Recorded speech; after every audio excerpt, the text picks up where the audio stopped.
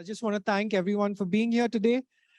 This is an incredibly interesting and exciting panel. I'm super excited for this one. So I'm just going to give you a quick overview of the session.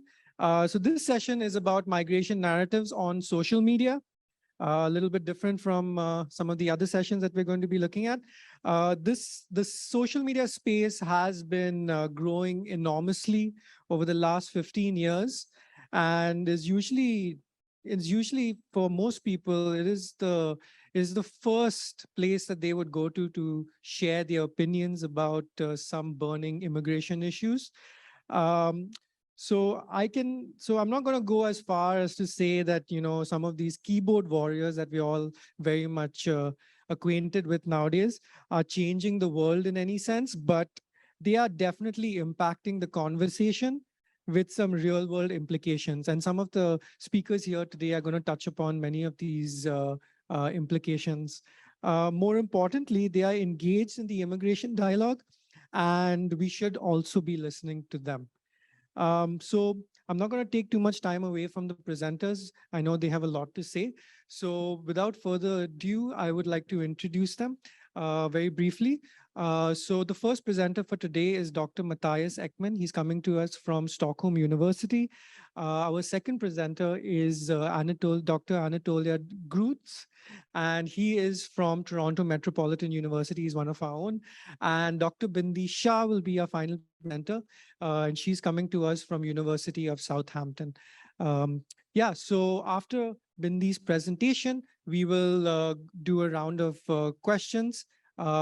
Just like the previous session, we'll do about 3 questions, and then we'll, from the floor, we'll allow the presenters to respond. And then if there are more questions, then we'll maybe just take 1 or 2 questions from the virtual audience as well. Awesome. So without further ado, I want to pass over the mic to Dr. Mattias Ekman. Thank you.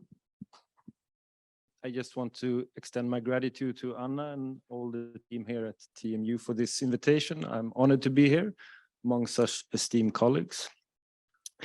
I'm also an odd bird here, perhaps. I'm a media and communication scholar. And when I present at migration studies conferences and workshops, I always feel like the bearer of bad news, since I'm doing research on racism and xenophobia.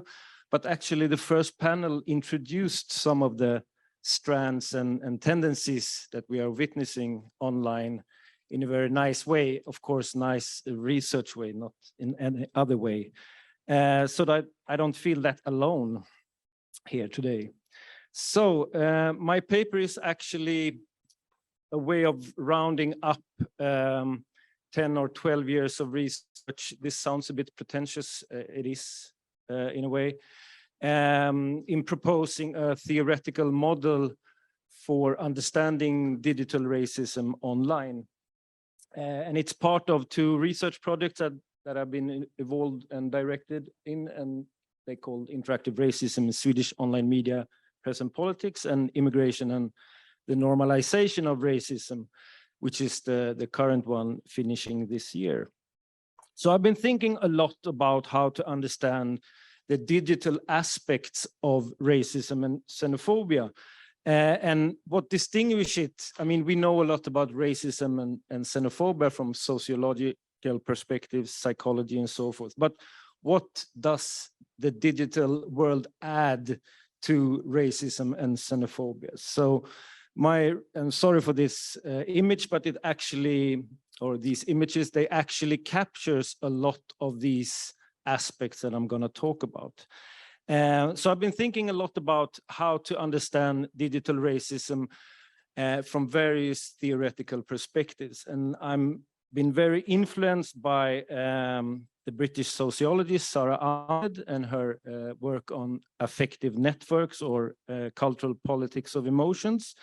So that's one sort of key idea that I have that we need to sort of bring into the mix in order to understand digital racism. But I've also attached 3 other strands of research or theories in this presentation and paper. And of course, it's nationalism or nativism, but it's also masculinity. We know a lot from gender studies about the specific forms of community building in racist and xenophobic networks from the perspective of masculinity. And I'm also adding a fourth strand of research, and it's research on conspiracy thinking and conspiracy theories. So I'm going to briefly go through these four, and then I'm going to propose a theoretical model how to assess these four theoretical strands on the macro, meso, and micro level of digital racism. So key to affect or networked affect, if we translate it into online communication, is then online economies of fear and hate. If we speak with Sarah Ahmed, we can see affect as a political driver of user engagement online. We can see digital racism as a form of cultural politics of emotions, where shared affective experiences and imaginaries are attached in user engagement and user interaction, creating affective networks built on these specific sentiments. They also create collective and individual victimization, which I will go into more in detail later on. But I will also touch upon what's usually defined as everyday digital racism or ambient racism. And this draws on Philomena Esed's work on everyday racism outside the digital world. When it comes to nationalism, I'm mainly focused on the sort of reinvigorated forms of nativism, that is basically ideas of inclusion and exclusion based on ethnos or race. Sometimes this term can also be interchanged with terms such as nationalism or ideals of ethnocracy.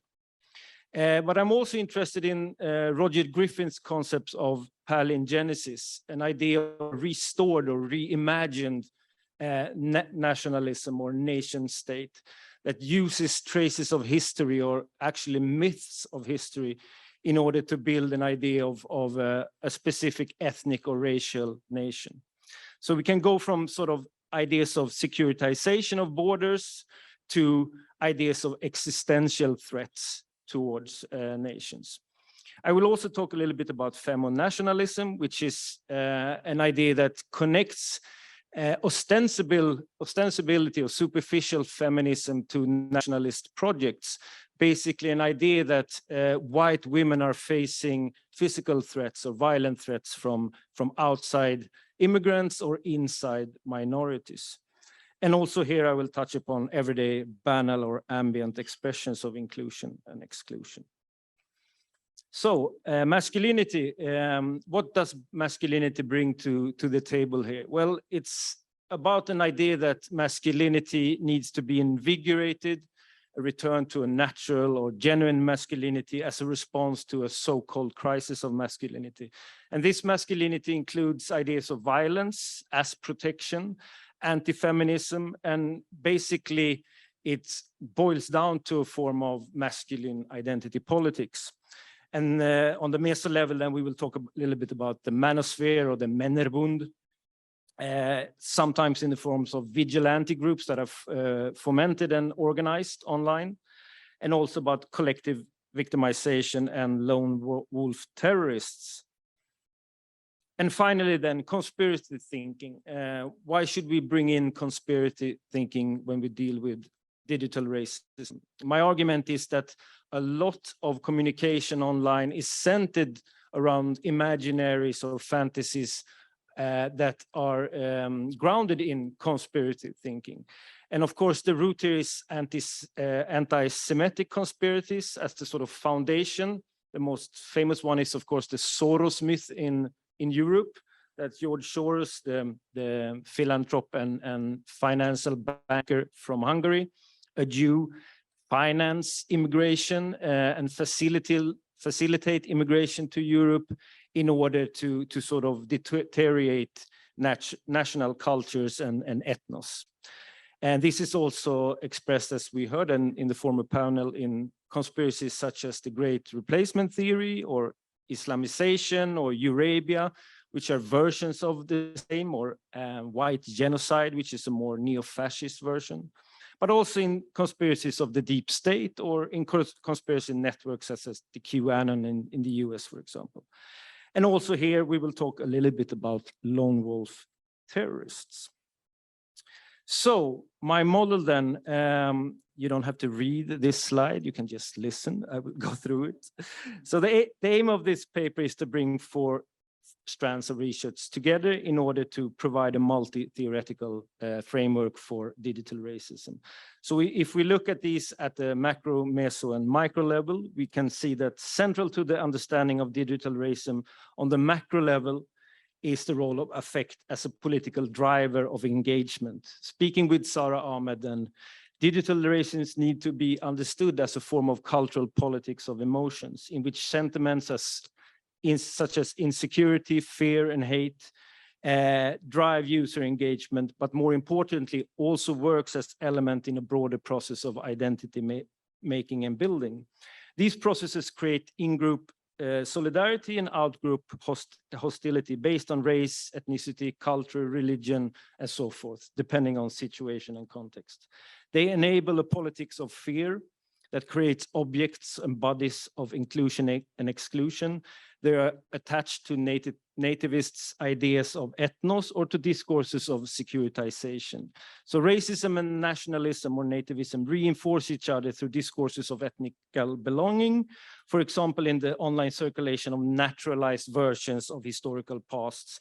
It could be ideas of great historical past, such as sort of empire, but it can also be much more mundane, recent, modernist versions of ethnic homogeneity or monoculturalism based on ethnos, such as in the case of Sweden, where I come from, we have the welfare system was based on a model called the people's home. And this idea of the people's home, a strong social cohesion model, is now invigorated with ideas of monoculturalism, that it was based on the idea that we are all the same in terms of ethnos or race. We can also see that they are built on contemporary discourses of cultural proximity. And in the latter, we can see a differentiation between different forms of attitudes towards immigrants, for example, in the relationship between immigrants from Ukraine and the Middle East. In the contemporary discourses online, immigration or refugees from Ukraine are often viewed as real refugees, as opposed to refugees from the Middle East or Afghanistan coming 5-10 years ago to Europe. So race and nationalism are related to masculinity in various ways. Imaginaries of a natural masculinity are connected to ideas of race and nation, and political masculinity is enabled by notions that create Western mans as victims of this supported crisis. Online, it's understood as a result of state-supported feminism and the policies of gender equality. So online political masculinity calls for Western men to restore the natural order in which race, ethnos, and culture play a significant and formative role in the identity politics of masculinity. And finally, at the macro level of digital racism, conspiracy thinking connects immigration to ideas of political secrecy and betrayal. Fantasies of white genocide, Islamization, the great replacements are intertwined with both nativism and ideas about a revitalized natural order of Western masculinity as a protection to these imaginations. At the meso level, and now I have roughly 4 minutes, I guess. At the meso level, the community building aspects of online communication is key to understand digital racism. Here, engagements is enabled through the circulation of affective attachment between users. Nativist, masculine, and conspiracy networks tend to engage users for very different reasons, but they're at the same time enabled through the same or similar discursive constructions of collective victimization. Nativist and nationalist networks enable circulation of sentiments that produces inclusion and exclusion based on ideas of national or ethnical belonging. The manospheres or the networks of Männerbund are connected through the circulation of sentiments of loss, of natural order of power of men, or feelings of being useless, or simply by emotions that express ostensible disadvantages based on gender. Political masculinity is intertwined with nativist ideas through the notion of historical deterioration of patriarchy and by the imaginaries of the hyper-masculinity of the threatening other. And this is also key, I would say, to the intersection between race and masculinity in these networks, that white women bodies become signifiers for connecting race, nation, and masculinity as a threat, an outside threat worthy of protection then. So nativist ideas are very compatible with ideas of natural masculinity. They feed off similar sentiments of loss and disadvantage that produce collective victimization. And this has become palpable through the rise and geographical spreads of anti-immigrant vigilante groups mobilized online. So if we look at the micro level, then digital racism is realized through individual expressions of and sentiments such as hate, animosity, and fear directed at immigrants and minorities. These are connected through individual victimization, where immigration and immigrants are perceived as a violent and existential threat. The interactive dimensions of online network can push the boundaries of what is considered acceptable public discourses on immigration and immigrants, and also augment, as research has shown, the discriminatory character of language use. Individual expressions connect immigration to notions of self-vulnerability, and the longing for a different society is connected to idealized notions of the past, such as in imaginaries of societies with strong cohesion based on monoculturalism or racial homogeneity. The expressions of idealized past also include a desire for traditional forms of gender relations, restoring a natural position of men and women. At the individual level, notions of immigration are also intertwined with conspiracy thinking that provokes racial antagonism. Racially charged conspiracy claims often build on strong forms of individual victimizations that add to the danger of violence and violent acts. And at the end of the line, conspiracy claims can support and enable the actions of racially motivated terrorism. And as we have witnessed, the so-called lone wolf terrorists, this is a contested concept, I would argue, because they are not lone in the sense that they are sort of building these ideas solely by themselves through user interaction online. But since they are called lone wolf terrorists, we use that term now, such as the shooter in El Paso, Christchurch, Buffalo, and most notably in my area or region, the mass murders of Anders Behring Breivik, who killed 77 people, most of them minors, in 2 attacks in Norway in 2011. All these shooters have published manifestos with statements that legitimize terror on the basis of racial conspiracy. And it's like 30 seconds left. I'm going to round up. In these manifestos, the terrorists claim to defend their countries from ethnic replacement, Islamization, Eurabia, white genocide, and so on. And the online manifesto of the Christchurch mosque terrorists in New Zealand in 2019 was even entitled The Great Replacement. So, thank you for listening.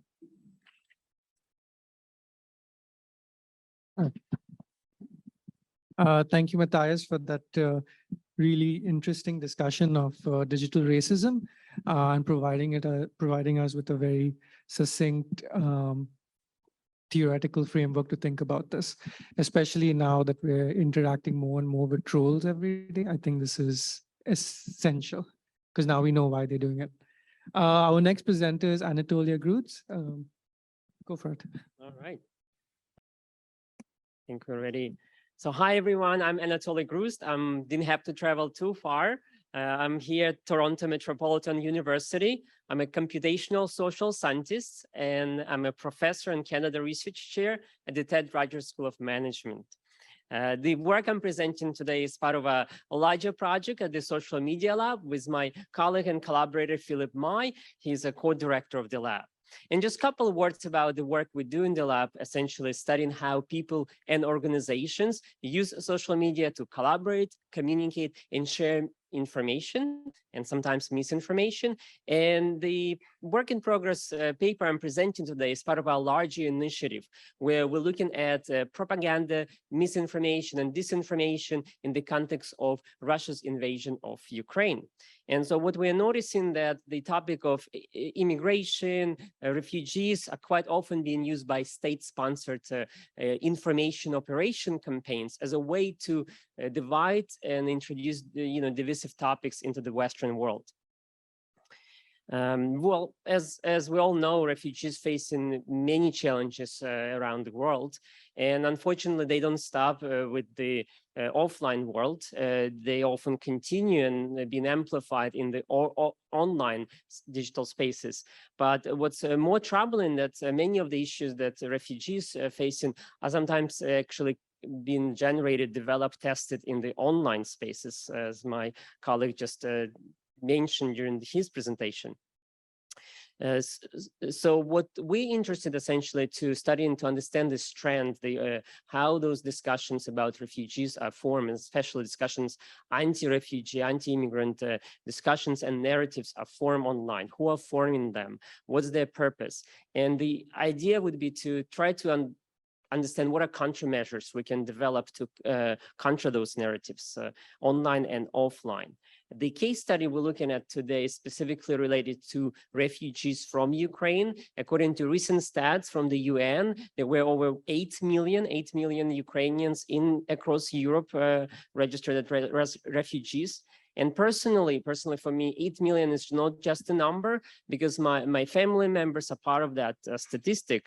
In fact, the two pictures you see here are taken by my sister and nephew who were crossing into Poland when the invasion started last year. So for this project, we're examining as I mentioned, online conversations and how they form and frame anti-immigrant, anti-refugees narratives on social media. What I present today will focus on Twitter data. In the future, we're expanding to other platforms like Telegram. Two topics, looking at narratives themselves, what they are, but the second important topic is who actually instigate them and who are being targeted by these type of narratives. Because we're working with large-size data sets of publicly available discourse on social media, it necessitates the use of automated means, at least for us to kind of look for certain patterns, outliers, and filter out to more kind of manageable size of data sets where human experts can then look at those narratives in more intimate way.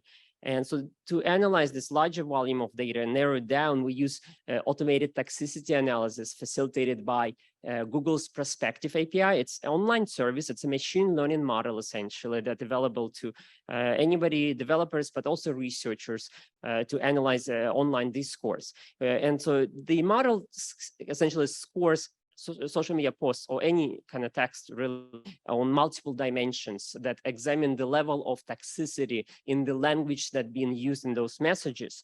And so there's model for just generic one, they call it toxicity or severe toxicity. The other model trying to identify insulting messages, messages with profanity or threats. Considering the focus of our research, we're looking at identity attack measure. And so it looks for messages that specifically use toxic language to target individuals based on their identity. It may be nationality, race, gender, sexual orientation, ideology, and so on. To collect data, we use our own kind of homegrown platform. We're developing here the social media lab. It's called Communalytic. I invite you interested in this work, check it out. It helps researchers like yourselves to collect publicly available data from online platforms. And then we have different modules that can perform automated analysis like toxicity analysis, like network analysis. What we've collected for this case study are all the tweets that we're able to collect as of end of March of this year that covers the beginning of the invasion to that end of the March and mention either Ukraine and words like refugee, asylum seekers or immigrants in common European languages. So we got about 800 1,000 tweets for that time frame. That includes replies and retweets. And then, so using this automated toxicity analysis I mentioned, we were able to narrow down to just that sample of highly toxic messages, specifically focusing on identity attacks. So we had about 7,500 of them that met that threshold. And because we wanted to first document the diversity of narratives, the anti-immigrant narratives, we wanted to look at unique messages. So we excluded reposts. So essentially on Twitter, those are retweets. So we ended up with data set of 3,000 tweets. And so going back to our two questions, the first one looking at the narratives, we wanted to examine a sample of them for now manually 10% of this 3,000 to identify what are these anti-immigrant, anti-refugee narratives in this context. And then we look at turn to network analysis, a common method we use in the lab to examine how information flows, who is paying attention to whom, who is connected to whom, to identify targets and instigators. Now, some quick results. First question, when we examine the narratives, we identify three common narratives. One, appealing to fear, Ukrainian refugee are untrustworthy and dangerous. Two, appealing to fairness, criticizing preferential treatment of Ukrainian refugees. Three, appealing to stereotypes and xenophobia, so accusing Ukrainian refugees of being racist or ungrateful. So I'll quickly show you some of the examples that illustrate these trends. So appealing to fear, here's a tweet essentially, so a bit of context. There's a tabloid in Germany. I'm not from that region. If you're from Germany, you're probably familiar with this tabloid, Bild, and it has a huge following base, like nearly 2 million followers on Twitter. It covers a variety of topics, and so, but they post questionable, sometimes misleading headlines, and they were caught producing some false claims in their stories. But anyway, so that story is supposedly saying that Ukrainian refugee kills sleeping man with axe and rapes women. And so the user was retweeting that story from that tabloid, and so it exemplified this appealing to fear. Another example of in this category was it started with a tweet from one of the UK's office, essentially inviting the UK citizens to open their homes to host a Ukrainian refugee. And so the user replied essentially saying, a friend took a refugee from Ukraine, or the Ukraine, yet she goes back home once a month to visit family. So that's clearly, it's questioning the legitimacy of Ukrainian status in the UK. The number two, appealing to fairness. And so this is the category that includes critics, how much money being spent on Ukrainian refugees, maybe it should be spent elsewhere, and it will strain public services. Here's an example that I just pull out from the data set to illustrate what's happening here. This tweet is interestingly from a user who's supposedly from Brazil, traveling, so I mentioned the person traveling in the German train in Germany, and here's what that person tweets. Taking the train next to a bunch of refugees from Ukraine is being one of the most F-up experiences in Germany. Even more so with the contrast between the attendant releasing them from the fine for traveling without a ticket in round brackets because they didn't have one and did not know how it works. Now, a final example in this category, appealing to fairness, essentially illustrates some claims how Ukrainian refugees supposedly received preferential treatment. Here's one of the replies in our data set. A user says, yes, such a white refugee from Da, Ukraine is something fine, but Syrians and Afghans are bad. And there's some bunch of emojis, angry emojis. Now, going to the final category of narratives, stereotyping and xenophobia, accusing some of Ukrainians refugees of being racist or ungrateful. Here's a tweet, presumably from somebody in the US, sharing a video of another refugee, but supposedly from Africa. And so in that video, essentially the refugee saying that there are some Ukrainians outside the building where that person is, trying to lynch him. And so the tweet goes, I need all my Black Americans to stand in unison against Ukraine, against our Black brothers and sisters. This is bigger than a political party. So just one of the examples. And so finally, we turn to the second part of our research, where we look at who are the people engaged in this type of exchanges, starting with the top 5 targets. Just for illustrative purposes, it demonstrates that most of the targets actually are accounts that have many users, many followers. I mean, over 100,000 followers, in fact. Most of them are public figures, politicians, journalists, as well as the online newspapers and outlets. They outspoken on these topics, so quite often, because their followers amplify their messages, they also been targeted. And in some cases, like that publication I mentioned earlier, The Blind, the tabloid, being also used as a instigator, as also a way to start some of those conspiracy theories and some of those anti-immigrant narratives. But they also been attacked for that, doing that. On the flip side, when we look at who actually posted it, oh, and my apologies, I probably should explain what this colorful picture represents. So each dot represents a Twitter user, and the connections represents toxic replies that scores high on the identity attack metrics. So essentially, and then how do we know who is actually getting more replies than others? The size of this dot, the node, the size of it represents how many other users reply to you with toxic messages. And so that's how we're able to zoom in on these top 5 accounts. But of course, the feature work investigates who else on that list.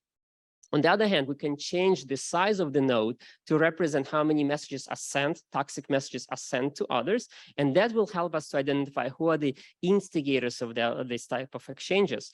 And most of these accounts have very small number of followers, in fact. So we anonymize their usernames.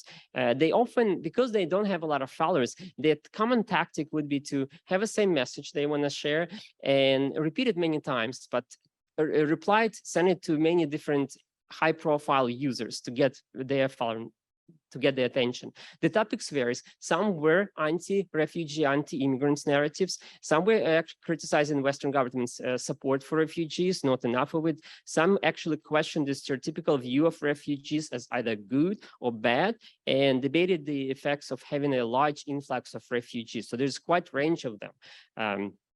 And so this brings us to this kind of summary slide. First, we demonstrated how we can do this computational social science work, where we start with a large data set, narrow down, and then examine it in more details. We found that primary targets of such identity attack activities were public figures, politicians, journalists, and media organizations. But what was more interesting, that not all of these users who posted identity attack type of tweets were anti-immigrant, anti-refugees. Some of them resisted and countered that type of narratives. So this leads us to one of the key conclusions here, that doing this type of work, we need a nuanced approach. We can't just rely on automation. We need have human in the loop to investigate those trends.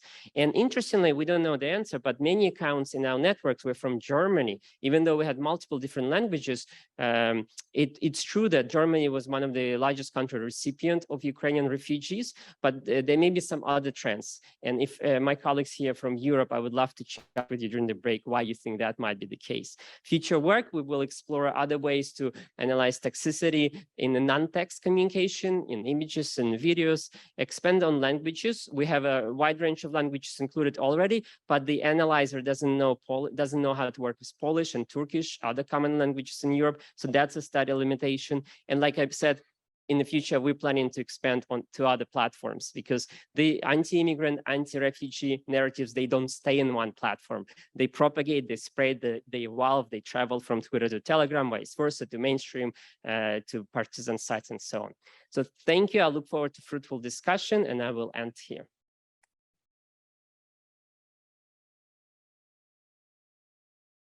Thank you, Anatoly. That was an excellent discussion of a very important contemporary issue on Ukrainian refugees, and using cutting edge, very cool data. I think that's very important for this type of work. Our next presenter is Bindi Shah. So actually, my presentation follows quite nicely with the previous one, actually. First, I wanted to thank you to Anna and Stein for inviting me to be part of this conference. It's been a real pleasure, and I'm looking forward to the conversations rest of the day today and tomorrow. I'm a sociologist, and over the past few years, I've been exploring using social media data to understand narratives about immigration. And so what I wanted to do in my presentation is really focus on the analytical strategies we can use when using social media data.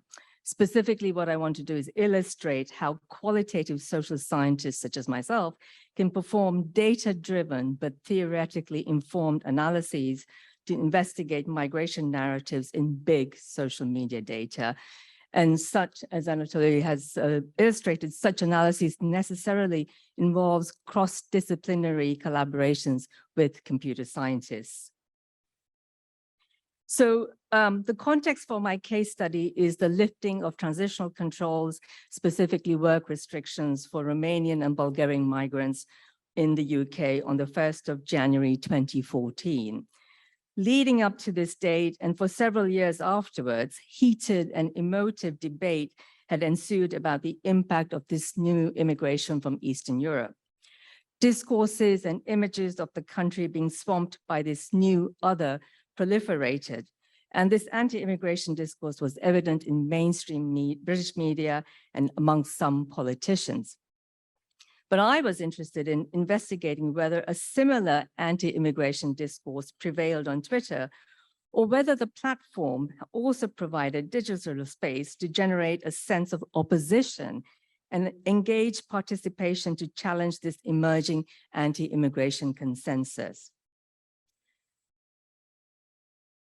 To investigate attitudes towards immigration on Twitter, we targeted historical tweets posted in proximity to the 1st of January 2014. We purchased public undeleted tweets created over a 5-month period between the 1st of October 2013 and the 1st of March 2014. And we used the keywords that are listed there, and we went through several iterations and cleaning up of the data, so that eventually we ended up with about 48,000 tweets. As a qualitative sociologist, from the very start, I adopted an iterative, abductive interpretivist strategy to analyze this corpus. And I'm not going to read that quote by Edwards et al., who explain what this strategy is in the interest of time. And I implemented this abductive logic by adapting what's called the breadth and depth method for working with large amounts of qualitative data that's proposed by Davidson et al. In 2019. For me, this involved 3 separate stages, which I want to go through and show you the results now. Benito Monteiro distinguishes 3 different aspects of social media data: communication, action, and the experience of being on the social media platform.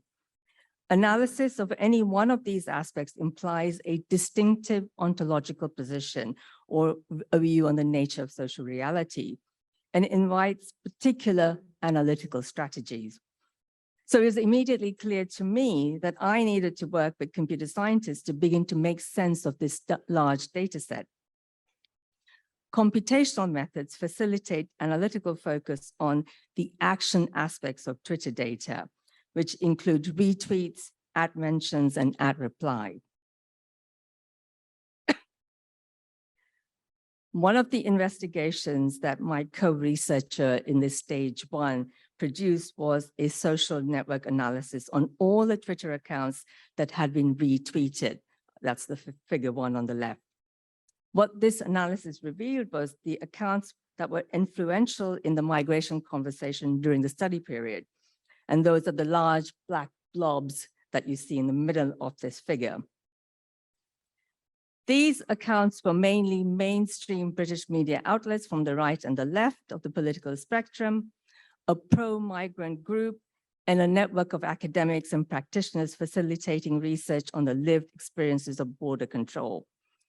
But of more significance to me as a sociologist was that the analysis also indicated that 95% of the tweets in my data corpus were never retweeted during the 5-month period, with a large proportion of what we call isolated users shown on the periphery of the network. Those are the smaller dots on the periphery.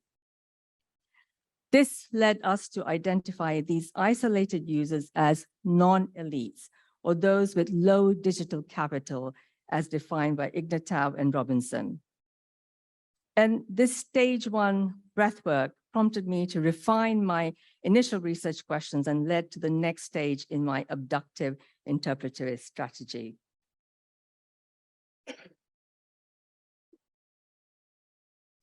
Recent research on discourses on immigration and their implications for the cultural politics of belonging focus on elite narratives and discourses on immigration, particularly political elites and mass media. However, there is a more limited understanding of how and whether elite discourses and values are simply absorbed and accepted, or indeed contested by the wider population. Sociologist Andrew Thompson has called for scholars to examine the values, beliefs, customs, conventions, habits, and practices of the British nation that individuals actively draw on to make sense of events, individuals, or characters that they encounter. And this can lead us to a sociological understanding of how differences between us and them are conceptualized and the symbolic boundaries of the nation are constructed by individuals. Drawing on Thompson, I reframed my initial research questions on the attitudes to immigration on Twitter to focus on the values that were embedded in these attitudes to immigration and what these can tell us about the constructions and contestations of the symbolic boundaries of the nation amongst non-elites. So, having reframed the question, this new question required me to also focus on a different aspect of my data corpus, that of communication amongst non-elite users on Twitter, and specifically the content of the actual tweets. Now, manual analysis and specifically thematic coding of text in tweets is very time consuming. And so subsamples of this big social media data needed to be created to manage the analysis. I and another co-researcher then coded a 5% random sample of tweets that had not been retweeted for each of the 5 months for both sentiment towards immigration and immigrants, and also for emerging themes on the values that were embedded in these sentiments. Details of my findings are published in a paper, but in brief, our analysis revealed a cohesive set of anti-immigrant immigration sentiments that were linked to the UK Independence Party. And these express an exclusionary nationalism based on assumptions about race, whiteness, and entitlement. But also evident in our sample is a counter-narrative of pro-immigration sentiments that draw on multiple and sometimes contradictory values. And some of these values contest racialized understandings of the nation and construct more inclusive symbolic boundaries. So these findings on the presence of both anti-immigrant sentiments and of pro-immigrant sentiments prompted further reflection on the role of social media platforms as sources of information and in shaping people's political views, especially on politically salient topics such as immigration. So I was interested at this stage, in stage 3, to investigate 2 further research questions. What are the patterns of information consumption and sharing on the topic of immigration migration amongst non-elites on Twitter? And are there structural differences in information flows amongst non-elite users who are anti-immigrant and those who are pro-immigrant? And again, I had to harness computational approaches to perform what's called breathwork on the whole Twitter corpus of tweets from non-elite users. Okay, this is a lot of sort of, the slide shows methods in this 3rd stage.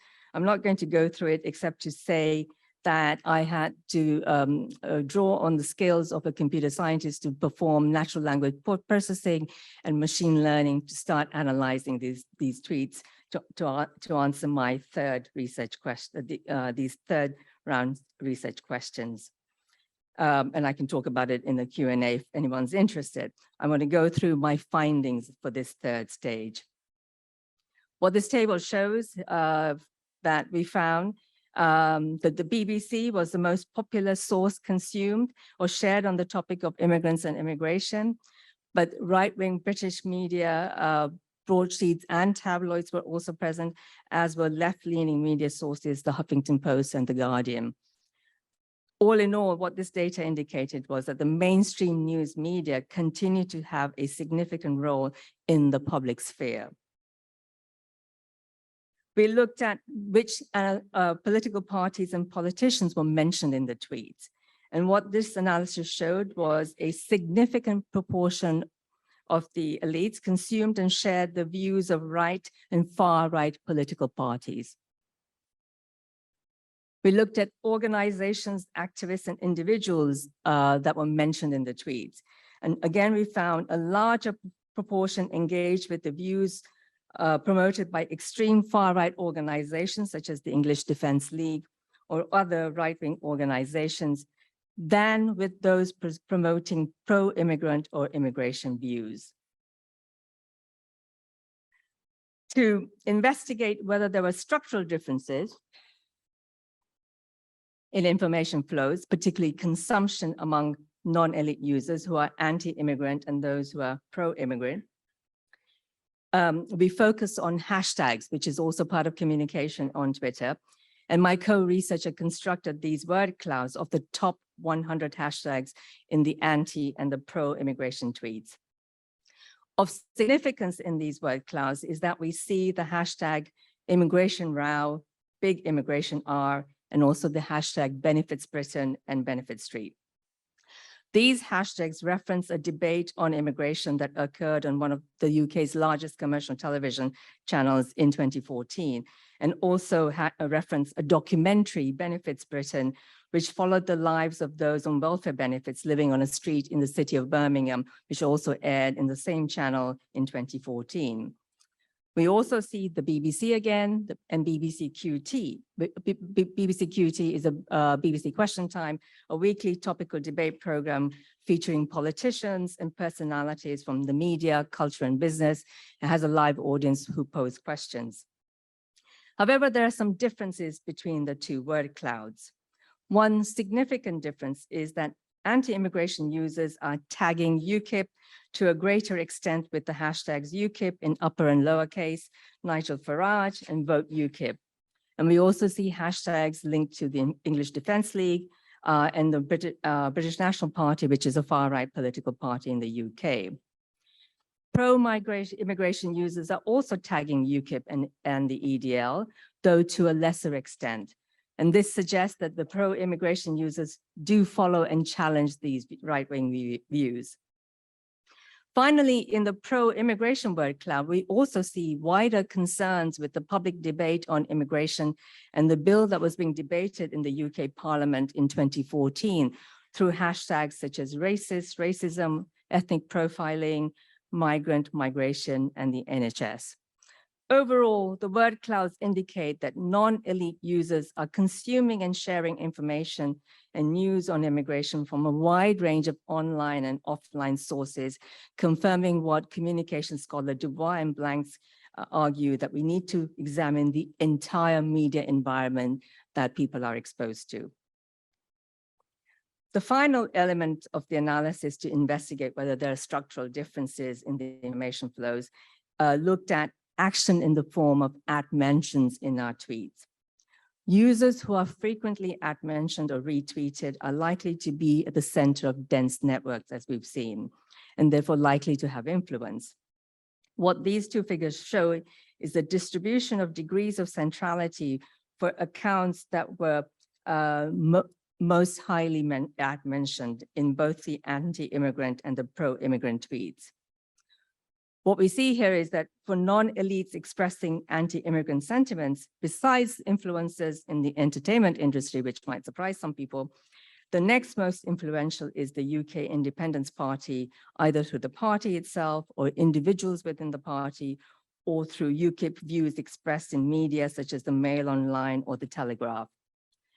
But anti-immigrant non-elites are also engaging with the British Labour Party to highlight Labour's policies on migration as the cause of many of the issues that Britain faced in relation to migration. Non-elites expressing pro-immigrant views are also engaging with influencers in the entertainment industry, but they're also consuming information from mainstream media and organizations on the left. Overall, the surface thematic mapping of hashtags and mentions in our corpus indicate that those who are anti-immigration are more likely to be influenced by UKIP's positions and values. In contrast, those who are pro-immigration draw on a much wider range of actors and information sources, which shape concerns with a wider set of issues linked to immigration, and which also influence the multiple values that are embedded in these concerns. So this breathwork, this thematic mapping of tweets from non-elite users not only strengthens the validity of our in-depth scientists, in-depth qualitative analysis that we did in stage 2, but also linked to concerns among political scientists about the polarization of attitudes and opinions that we've heard about. However, as Bandy and Diakopoulos have recently found, social media platforms, and particularly algorithms, play a supportive role rather than an amplifying role in media dissemination and related phenomena of extremism, misinformation, and polarization. They argue that researchers also need to look at upstream factors and feedback loops in a broader socio-technical systems that include individual cognition and social contexts, as well as filtering algorithms. Our findings seem to suggest all 3 factors, but identification of the first 2 upstream factors will be of interest to scholars and policymakers concerned with fostering rational dialogue and well-informed citizens on politically salient issues such as immigration, but also those concerned with preventing social fragmentation at a time when right-wing nationalist political movements have become a key feature of the European political landscape. And the last slide was just about creating a sociological imagination using social media data. So I'll leave it there. Thank you.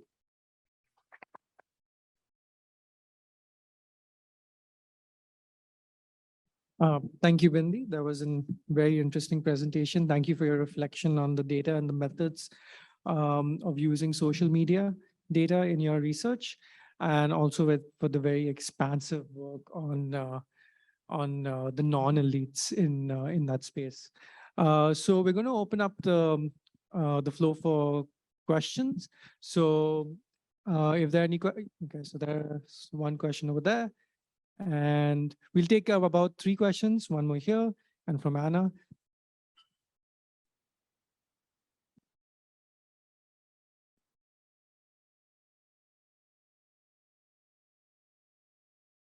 Hi, thank you, first of all, for these interesting presentations. I have a question to Mattias.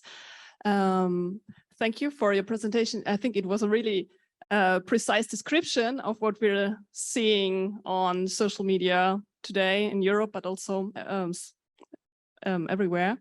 And I wanted to ask you, do you see any counter movements? Like, is it in the social media, just running without limits, this thing which you were describing, this movement, or do you see any initiatives or counter initiatives that really movements that try to or can step up to this, or is there still nothing like that? Thanks. We take 3 questions and then, yeah. Paul?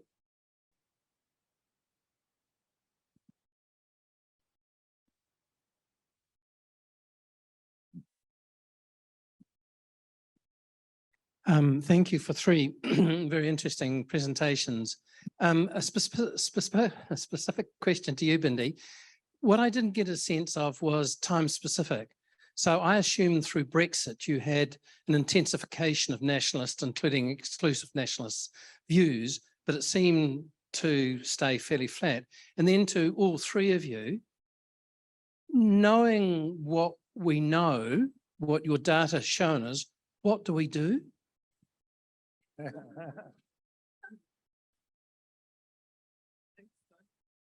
I have a more technical question, which is mostly for Anatoliy and Bindi. How do you know for instance, Bindi, for you, I find it fascinating that you're looking at those who are not retweeted, but how do you know they're not bots?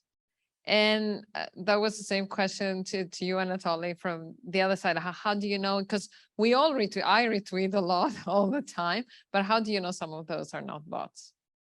Who's next? We can take question. They can answer the questions and then we can come back to the flow later. So let's start with Mattias. Thank you for positive comments. About counter movements, I think it's very contextual. I know that anti-racist movements in my country, or at least my region in Scandinavia, has withdrawn from online communication due to the development, for example, of Twitter. I mean, Twitter has deteriorated to a place for far-right political discourse. So I'm not overly optimistic about the challenges of counter racism and xenophobia online, actually, at least not at commercial platforms. I mean, they are driven by a certain logic that premieres right-wing populist actors, racist actors. The sort of debate on immigration, immigrants, integration, social cohesion demands, I mean, better forums than Twitter and Facebook, I would argue. So I'm not overly optimistic about counter movement. I think if we connect to the second question on what do we do, I mean, anti-racist works has always been building from the bottom, mobilizing people in their workplaces, in schools, and so forth. So, of course, you can use social media and internet communication to facilitate mobilization also, but in terms of public discourse and debate, I think that train has sort of passed, or ship has sailed a long time ago, at least in terms of what Twitter and Facebook has become. Anatoly, do you have any? Yeah.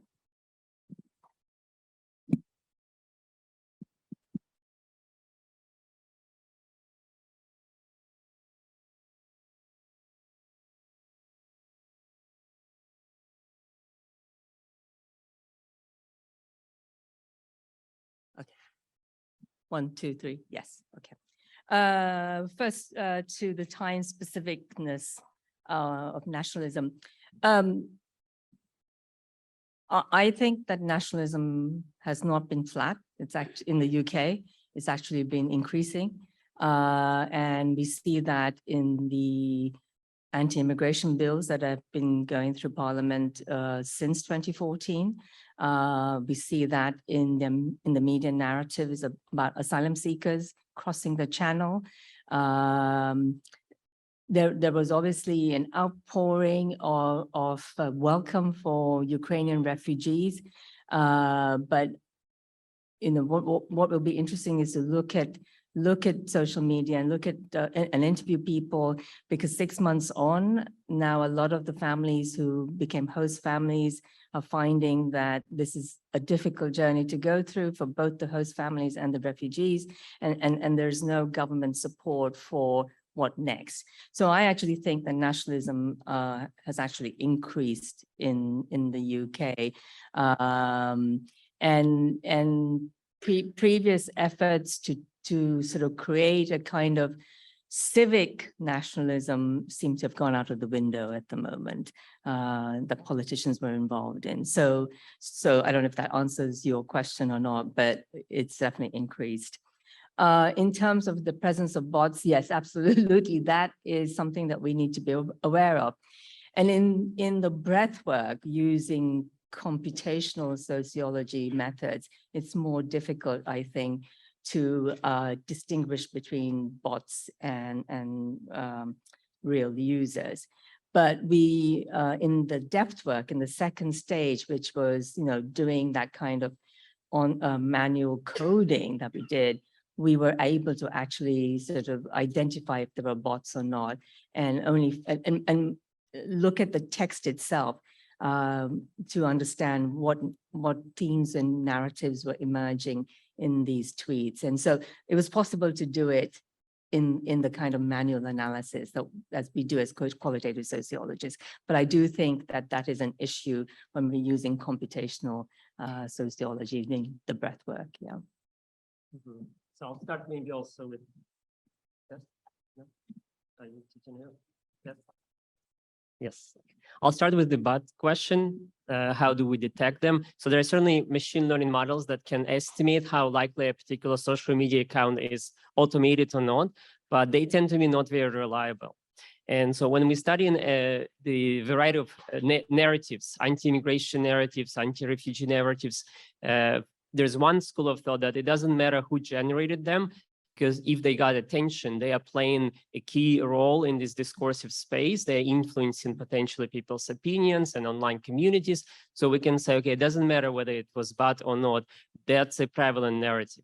There's another challenge here that I think your question implies, is that sometimes it may not be a bot, but it can be a troll, a paid account, as we know with a Russian internet research agency, where you have hundreds of people paid being online, posting messages, anti-refugee, anti-immigration messages, and other content to create divisions in Western world, in Western society primarily.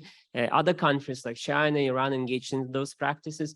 And so you wouldn't be able to detect whether it's an automated account or not. It's not, because sometimes it's just real people. So what we need to do essentially is to pressure social media platforms to offer data that would be informative for us researchers to understand those trends.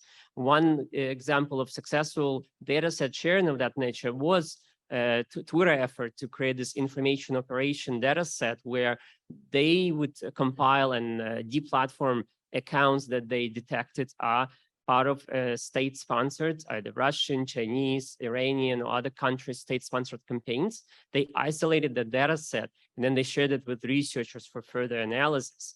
Unfortunately, those efforts are now gone with the Musk's Twitter out there. But I think this is the type of examples we need to see and hear more with.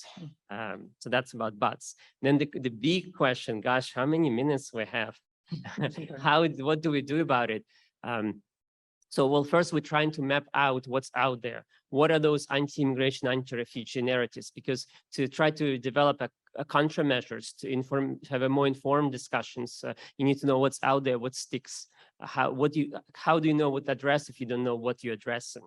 So in our case, if the concerns about some of the conspiratory beliefs, then how do you go about trying to combat those beliefs and diminish their impact in the society? So I think mapping, identifying, mapping over time is a key element here. So let's not underestimate.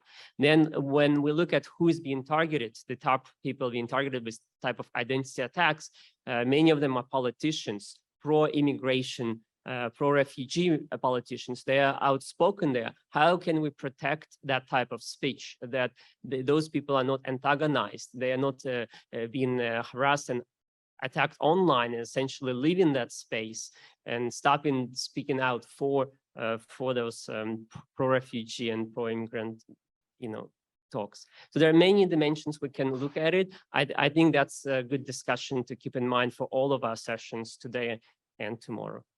Stein, can I just come back into that? Yeah, sure. Sorry, I just wanted to come back into the question about what can we do about it.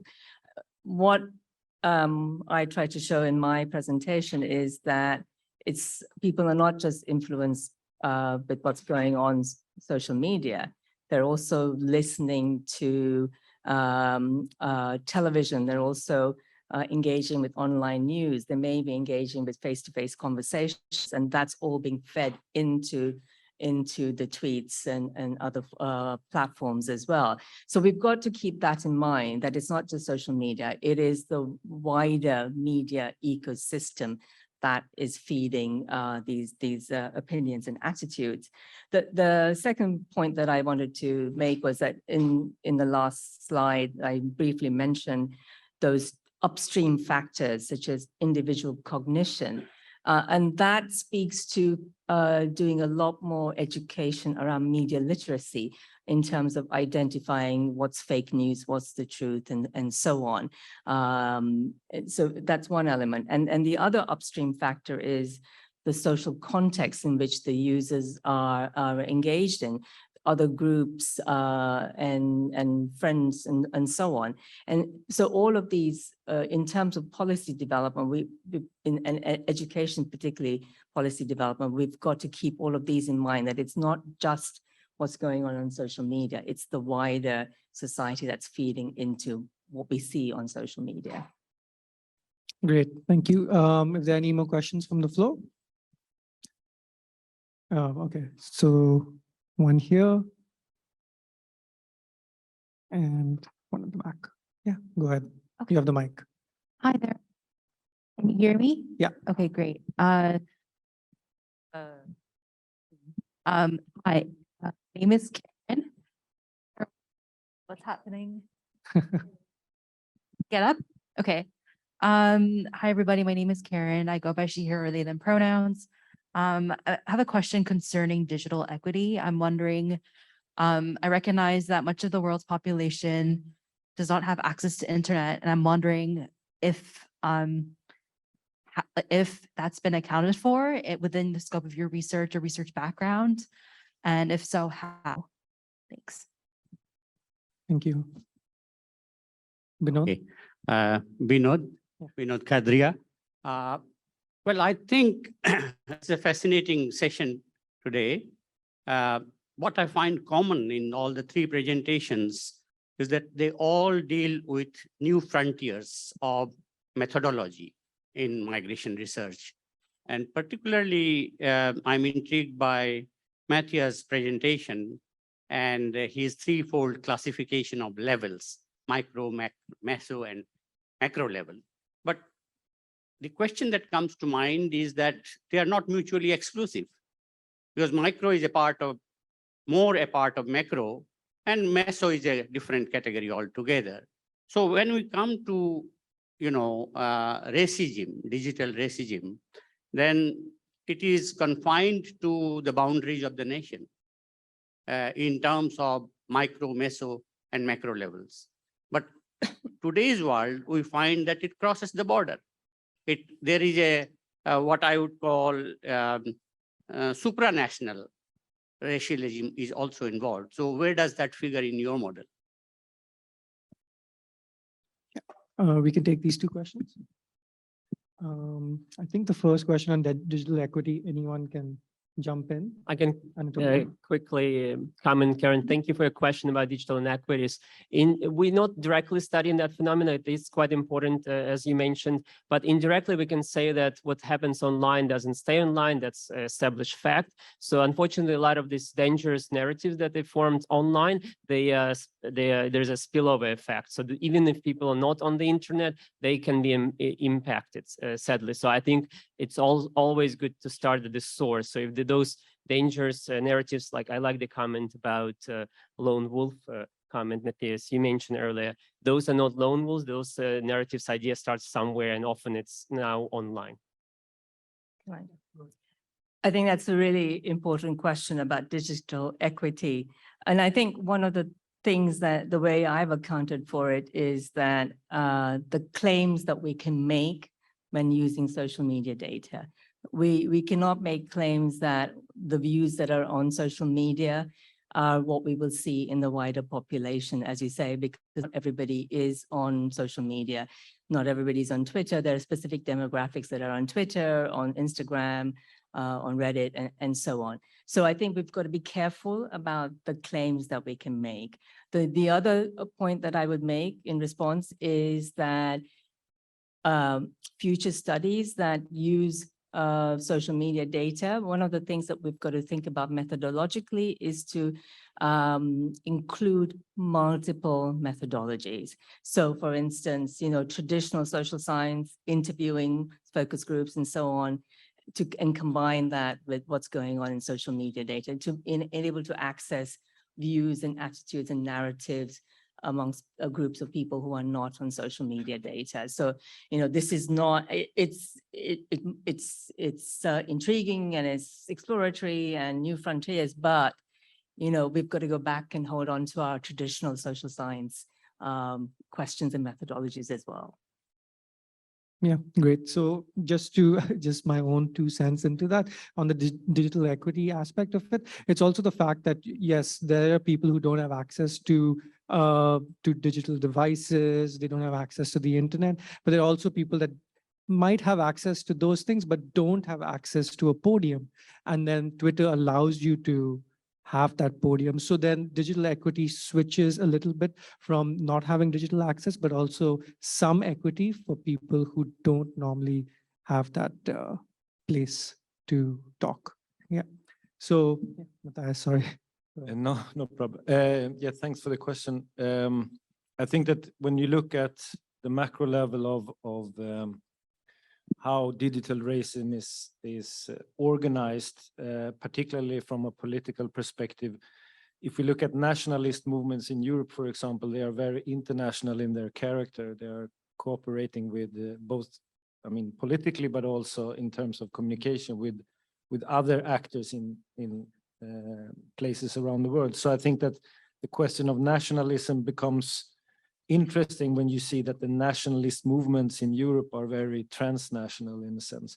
But my model is not so much in a geographical scale. I would have more time to talk about the differentiation between macro, meso, and micro in my model, but I more see it as on the macro level as the contextual or ideological stuff for digital racism, and on the meso level on how these ideas and structures and also sociological factors such as masculinity and nationalism come to the fore when organized by political actors, organizations, or just in networks, and on micro level then on the individual level. So, but I think that the question of transnationalism in terms of understanding nationalism is very interesting, because at least from a Western European perspective, most nationalist movements are extremely international in their way they both communicate and style their specific discourses online.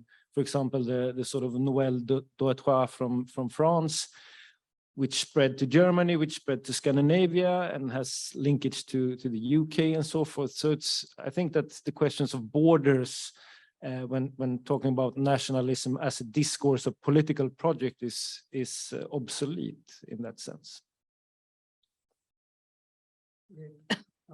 Yeah, so there's still a few more questions, and I think we have about 7 minutes.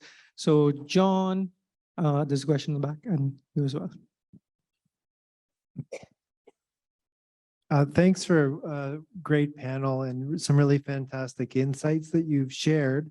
My question is actually about what institutions can do to support those who are being targeted online. Like there was a mention that pro-refugee politicians are attacked online. And in our panel, I mean, Paul basically said this contributed to the resignation of a prime minister.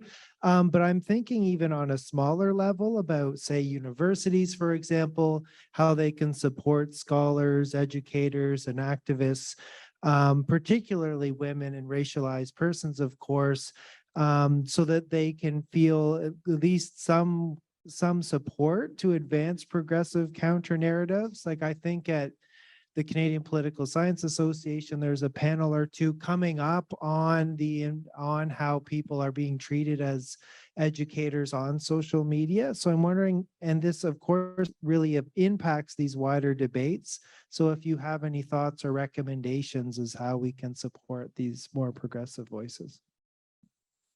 Yeah, and my question's for Bindi, which I was quite struck in your discussion about your highlighting of the relevance of what's sometimes called the legacy media, right? The BBC and print media and other things. But I'm just wondering if you have thoughts about the role of the media in anti-immigration discourses and ways to combat what is a lot of anti-immigrant and sentiment that's kind of expressed through the media. There was a question in the back. Hello. So first I'd like to thank everyone who is on the panel for the discussion. I really appreciated it. My name is Zinab. I'm a short-term counselor for immigrants. I work in the Peel region.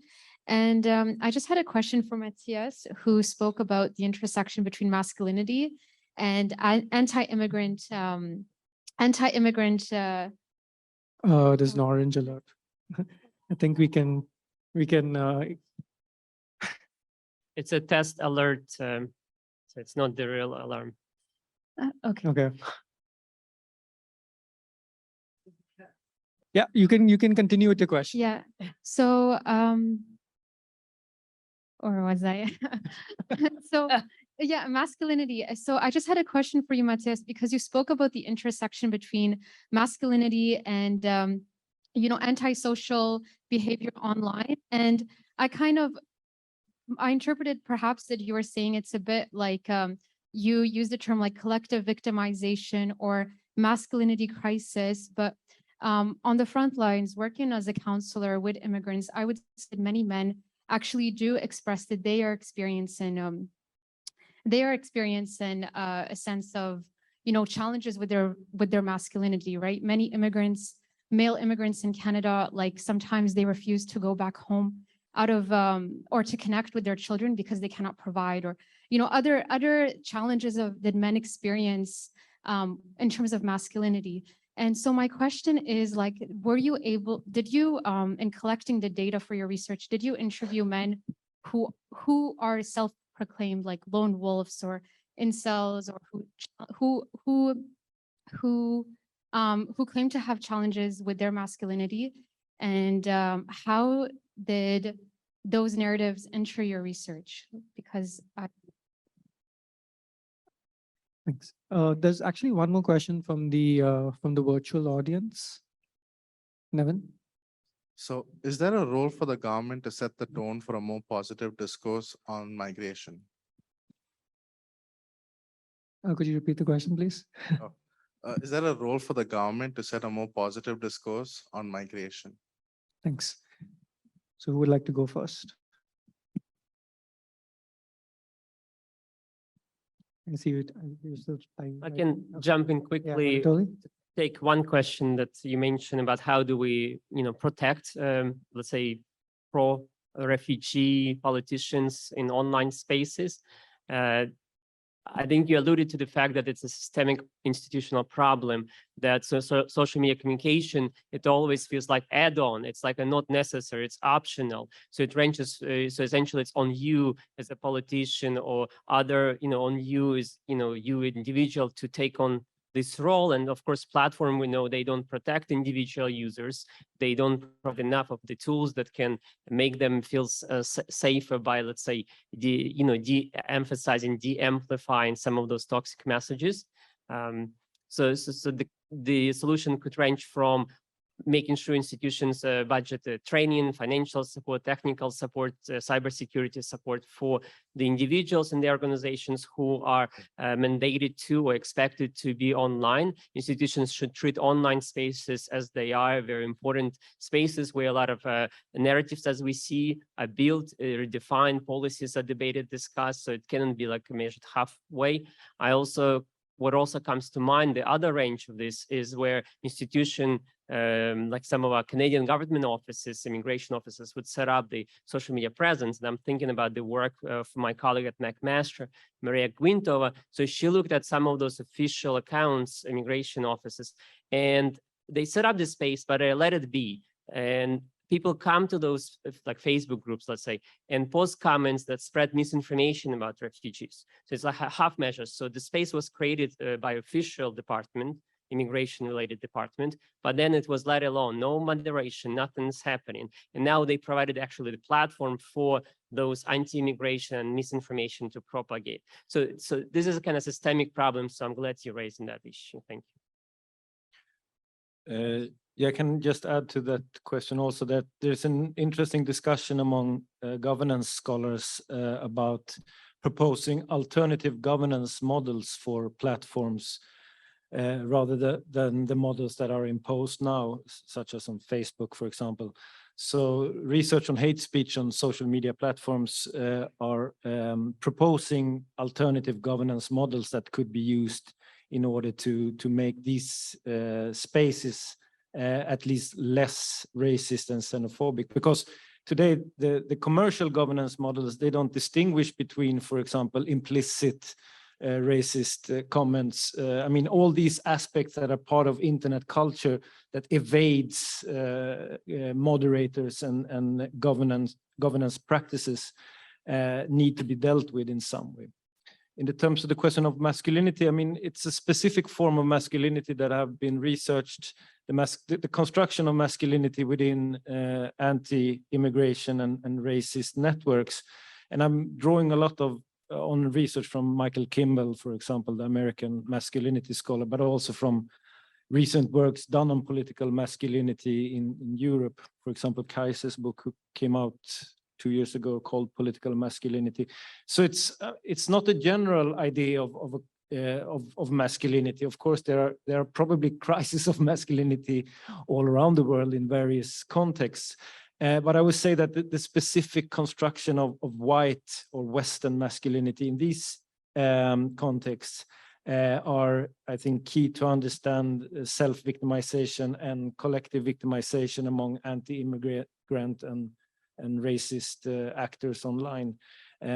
This purported crisis, is used as a way of both attacking gender equality policies, feminism. It's attached to the incel movement sometimes.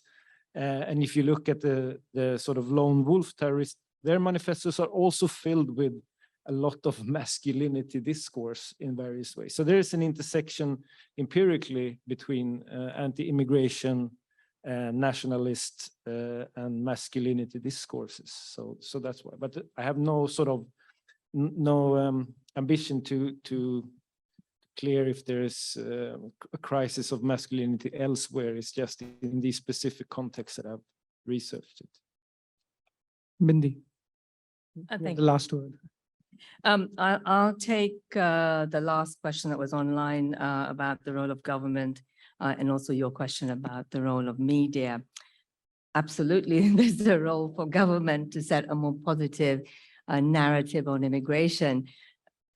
I'm sure you all know that we have in the UK a South Asian Prime Minister at the moment.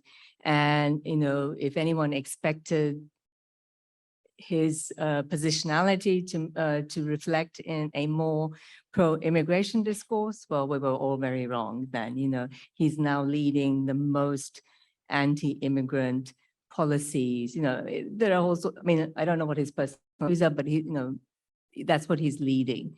Even though he touts his own background and how his family integrated and achieved social mobility and the rest of it. So absolutely there is a role for government because, and that links to your question about the role of social media, of the role of media, the mass media particularly, because and I think COVID really showed this, and I'm sure those of you who are media communication scholars already know this, but there is such a tight sort of glove fit between government policies and government trajectories and the mass media. But one of the things that we found in sort of the data that we analyzed is that the cohesiveness of the narratives around anti-immigration that were present in both the tabloid and the broadsheet media in the UK, whereas the pro-immigration narrative is picking up on much wider sort of rationalities about why we should be pro-immigration. It's picking up on a much wider set of values from you know, that immigrants contribute to our economy, to our culture, and so on. And then some who might be saying, well, we need to look at our colonial, post-colonial history as well. but there isn't that cohesiveness on the left amongst the media, the mass media, or indeed activists and academics as well. Whereas there is that cohesiveness amongst the right-wing media and what they're presenting in terms of the anti-immigrant discourse. So I think there is a role for the media on the left, as well as activists and academics, to develop a kind of cohesive argument for why immigration is a good thing for whether it's Britain or Canada, and so on. And the other point that I want to make about that lack of cohesiveness on the left about pro-immigration attitudes is that when we look at social media doesn't pick up nuance and irony and sarcasm. It picks up what's black and white, picks up what's emotive, and then that gets fed back into the algorithms as well. So that's why we need some clear messages, whether it's from government, whether it's from academics, from activists, about pro-immigration, why we should be pro-immigration. So that's what I would say in response to those two questions. Great, thank you. And yeah, so we've run out of time, but I just want to take this opportunity to thank the speakers for their excellent presentations and for their very cutting edge work in this field. So yeah, thank you.